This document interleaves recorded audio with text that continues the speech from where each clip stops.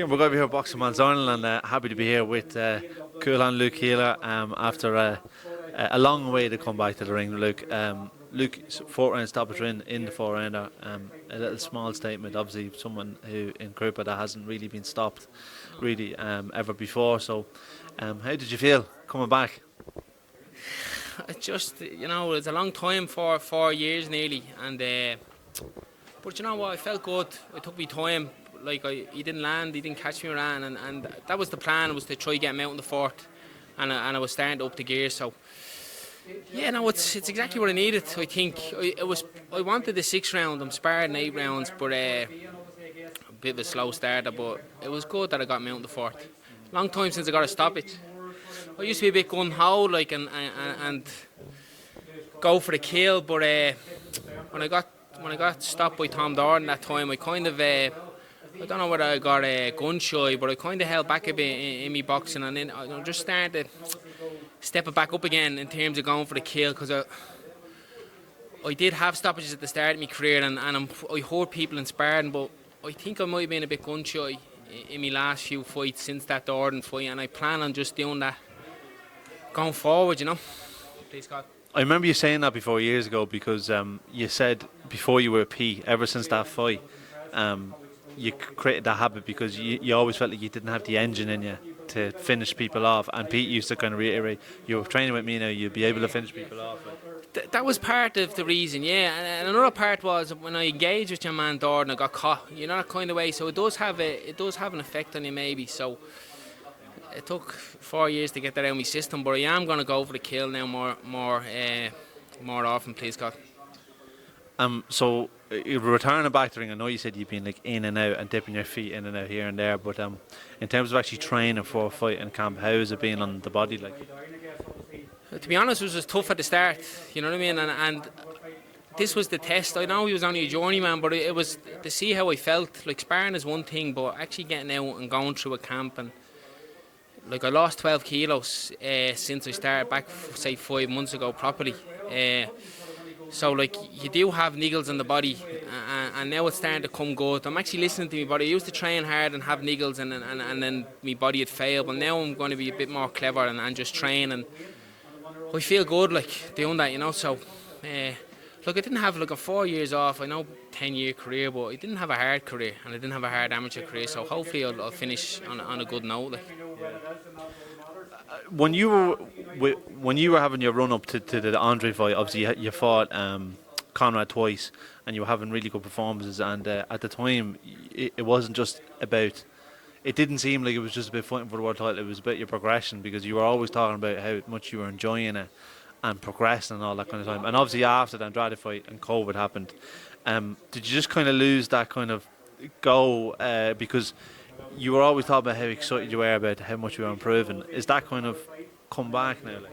Yeah, like, to be honest, I had a dream of winning a world title, and that kind of knocked the stuffing out of me in a way. COVID happened, I had a baby, and life happens, doesn't it? So like, I kind of fell out. Months went by, didn't train, but I'm actually finding, like, I missed it, but I'm finding that and I'm enjoying it again. And even leading up to the Andrade camp, I was back-to-back camps, and then things and happened. It felt like fighting for the world title was like, you're getting there nearly. Do you know, that sounds strange, but I wasn't even looking past that in hindsight. I think I was just arrived there.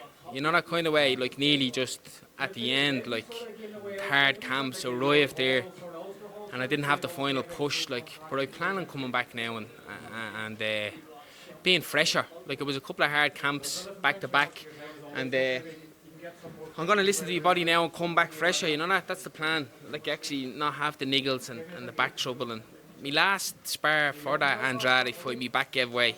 I went into spasm, I was sparring.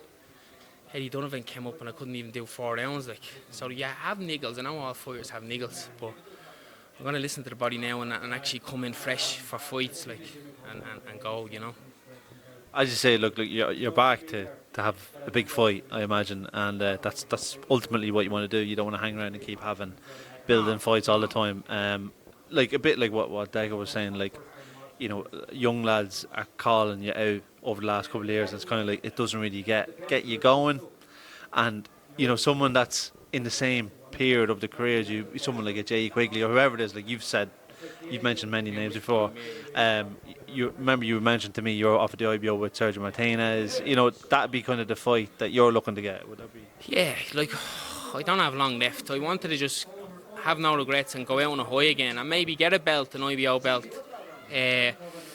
which is realistic, and then go from there. Like you never know.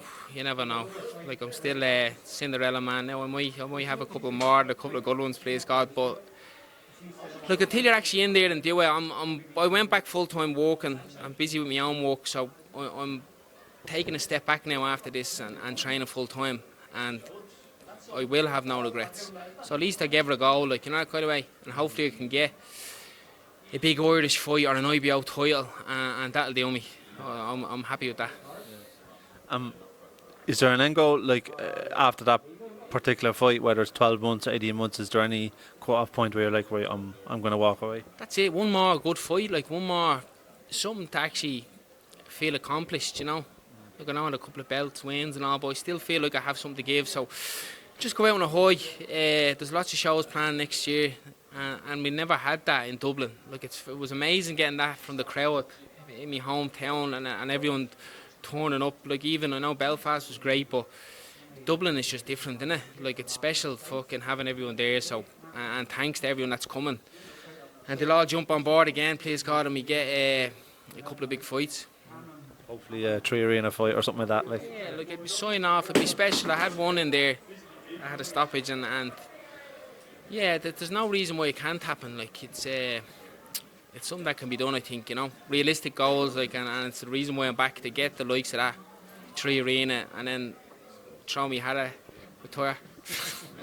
Well, look, Luke, thanks for your time. It's always nice talking again. It's good to see you back having a nice bit. Yeah. Cheers. Luke. Thanks a lot. Yeah, thanks again.